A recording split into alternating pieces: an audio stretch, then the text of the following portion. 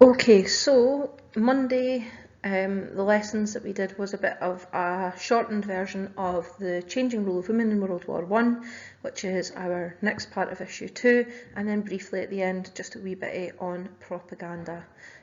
So if you can put the heading "The Changing Role of Women in World War One" into your jotter and then click the next part to move on. In terms of issue 2, these are the areas that we have to cover, and the areas that we have covered so far are obviously crossed out. So we're looking at the changing role of women, and we are looking at the propaganda part just very briefly today. So this is roughly where we are and what we're going to look at. Over the next week, including the strike days, it'll be the casualties and deaths section and the conscriptions and objector section that you are going to look at by yourself or by joining in the live call tomorrow on Tuesday. So the reason that we're looking at the role of women and how it changed is a couple of things. One, it can come up in the exam as about how women's role actually changed in the war, but it's also really useful for when we go to issue 3 and 4 and we're thinking about the political changes that are made for women, to really think about what life was like for women and how it had started to change as a result of the war, and how important women ultimately were, minus the suffrage campaigns that we're going to be bringing in there as well. At the end of this PowerPoint, there should be a how useful question, which we will come back to as part of our revision for skills, and we'll do that as a homework question at a later date. So a bit of information. Before the war, okay, society held women in a very different view than women are held today. They were seen as only being submissive and as wife and mother, and that was essentially their role in life.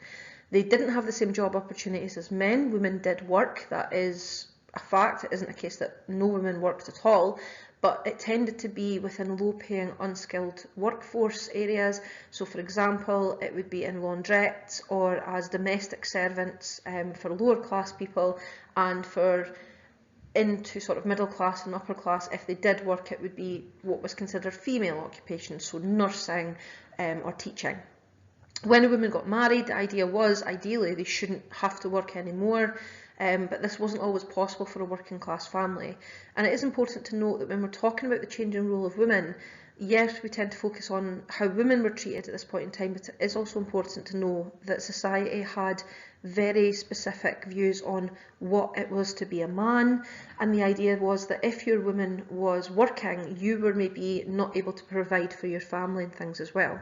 So there's two sides to this. Partly it's women not wanting to work because they did see their lives as wife and mother ultimately when they got to that point, but then also it was just not the done thing, and the females were supporting the males at this time as well. Any pay that you were given tended to be less than half of the wages that men who had the same job did, and it tended to be very much this was how society ultimately was. Now the war is going to change that.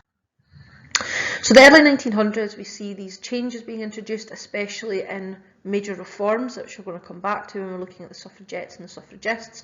But the Great War really gave women an opportunity to do things that they maybe would never have done before, and to show how important they ultimately could be and would be to Britain's war effort.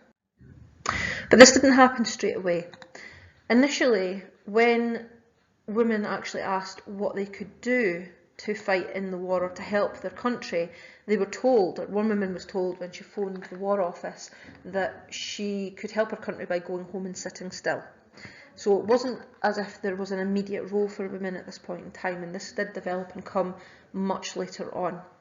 One of the video clips I'm going to ask you to watch shortly does talk about the idea that other countries outside of the UK didn't actually use women as effectively as Britain did, and this shows quite well in how difficult they found it to keep food supplies and things open and ensure that munitions were available, whereas Britain didn't always have that exact problem because they were making use of women in the workplace instead at this point. So for the first task, what I would like for you to do is, in your jotter, split the page into 3 sections, and you can do this by either splitting it in half and then quarter one side of it, or you can just split it into 3 equal parts. And you're going to watch both video clips, which I will post the links to in the team, And what you're looking for is, why were women needed in the workplace first of all? Which jobs did they do? Now, it's not going to specifically tell you all of them. You're going to see them doing jobs, so you should be writing a bullet point list with that. And then ultimately, what impact does this have on women? So we're watching both video clips, this one and then this one, and I'll post them both in the team as clip 1 and clip 2. So pause this video, watch the first one, make sure you've got some notes, and then watch the second one and do the same thing. And then once you've done that, maybe spend 10 minutes at the most on that, come back and continue with the lesson. Okay, so this slide gives you a nice wee summary of the information about women's war work that you should have got from the videos. If you've not done those videos, please go back and do them, they are very useful. In your jotter, can you just put women's war work, and you should have picked up a copy of this table in your pack. Can you just stick this into your jotter, or if you haven't got one, on the next slide there's a bigger version of it, you can copy it in. So again, if you haven't got a copy of this table, write it in, or take a photo of it and print it at home if you want and stick it in, but check your pack first to make sure that you can stick it in, and then move on once you've done that. Okay, these next slides give you some information about the organisations women joined, and they are just a summary of the bits of information that we have seen in the video clips as well. So again, if you've got your pack, cut these out and stick them into your jotter as just a wee reminder for yourselves. If you don't, pause the video here and make a copy of these tables. In terms of impact, again, same sort of thing. If you have a copy from the pack, do this. Okay, and some key information. So at first, men were worried about the loss of their status and the threat to their wages. They called it dilution, as in their role was being diluted, but eventually they did reach an agreement that women would be trained to a certain level and have supervision, and that was fine. Other impacts: fashion changed because of women's habits, and they started wearing trousers and cutting their hair short and things as well, which was practical for work, but then that continued over. Ultimately, they gained the right to vote, which we'll come back to. Football starts to become more popular. Female workers thought it was good for health and morale, so they had their own women's football teams and munitions factories and things like that. So again, it introduced a sport for women that they wouldn't have played before. And a lot of women actually stayed single after the war as well. Apart from the fact that it had resulted in a lot of deaths of young men, they could work in education or medicine, but only if they stayed single, so a lot of women ultimately did do that. So like I said, if you have a copy of this, stick it in. If not, look at the bits that we've highlighted, and again, it's recaps from the videos, so make a note of those under the heading. Okay, so our next task, can you just put reasons for the changes as a heading, and then we're just going to make a note from the next couple of slides, and I'll highlight the things that you need to write in. So there are lots of different reasons why women's war changed in the role really, and the simple thing is it was necessity. The country needed women to fill the jobs and the role of men, and it is as simple as that. It was necessity. So that would be point number 1. Pause the video here and note down the highlighted point. Point number 2 was that the country needed weapons, and because men were away joining the military, women had to actually help make these weapons. And again, part of the reason that the role changed was again because of this necessity of them being needed to do a job that they would never have done before. Secondly, the country required food. So if women didn't work on the farms, then the people would soon starve. Even with the introduction of rationing, the Women's Land Army was massively important.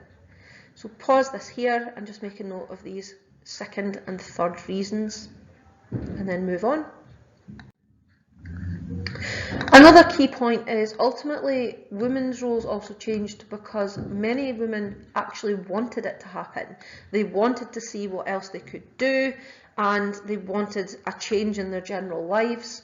You can see that by those that joined the suffragette and the suffragist campaigns. And then another point which we can make into a separate one is a lot of women were just simply bored with the traditional roles. Whether they didn't work or travel, So the war offered them a chance, just like it did the men, to go abroad, see new things, be involved in adventure. Remember, a lot of people thought that this would be over quite quickly, so the war gave them this opportunity to just move on from this traditional role in many ways. And if they were bored with their general lives, they could be involved in something that was bigger than themselves. So pause this and make a note of these two as well. The final reasons: women were attracted to the chance to earn higher wages than they normally would, which is one of the reasons that they actually wanted the role to change, or that they emphasised the role being changed. And then another reason is that some other women believed that if they did these different jobs during the war really well, then they might get to keep them once the war had ended.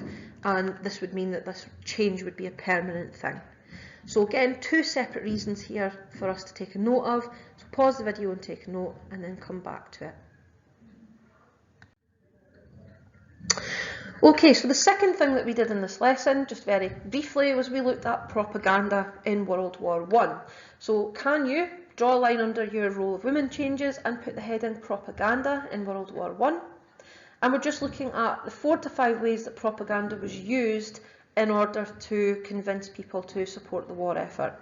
So put the heading and then move on with the rest of the video. So what we've looked at so far from issue 2, now cut off, and it's propaganda that we're just briefly going to look at the moment. It can come up in exams. Propaganda is a really common sort of question, a good one to look at, and specifically it's not just about convincing men to join the war. There's other things that happen with propaganda, and we're thinking about how these things influence our modern day living. So key things: what is propaganda ultimately? It's usually based on part truths. There will always be some sort of truth to it.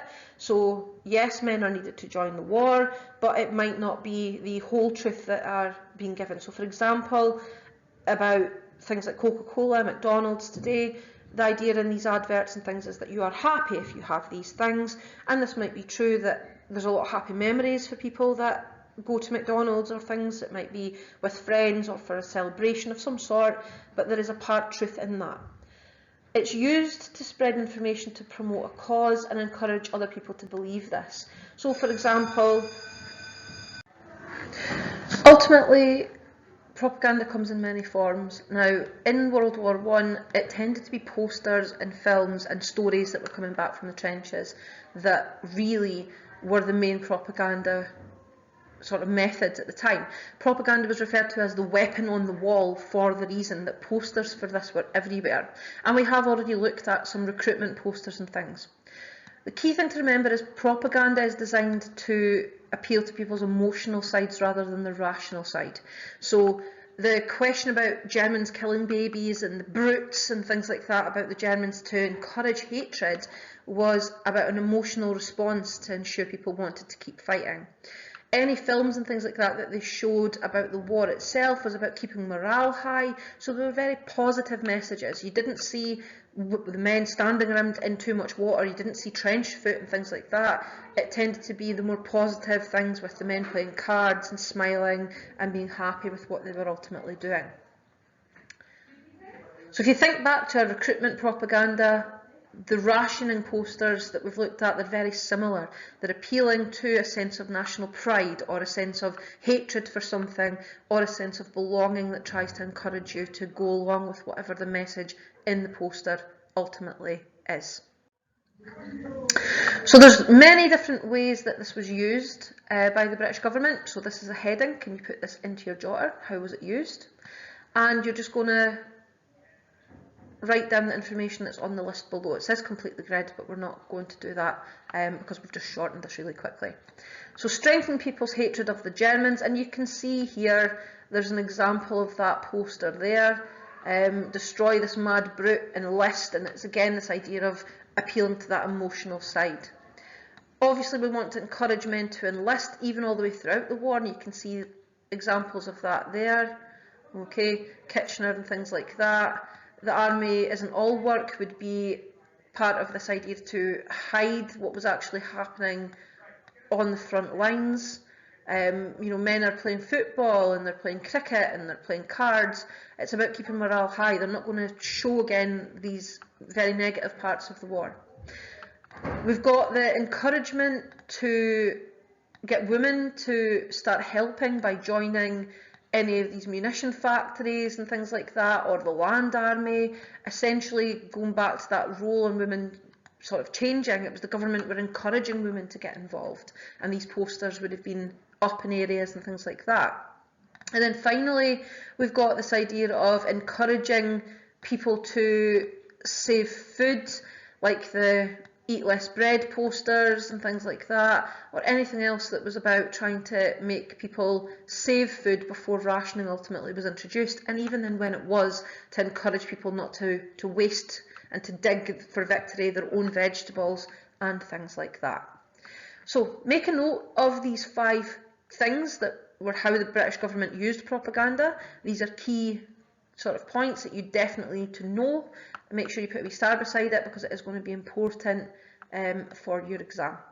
And that's it for what we did on the Monday lesson. So pause the video, go back, make sure you've done the tasks, make sure you're happy with them, and then you can move on to Tuesday's lesson next.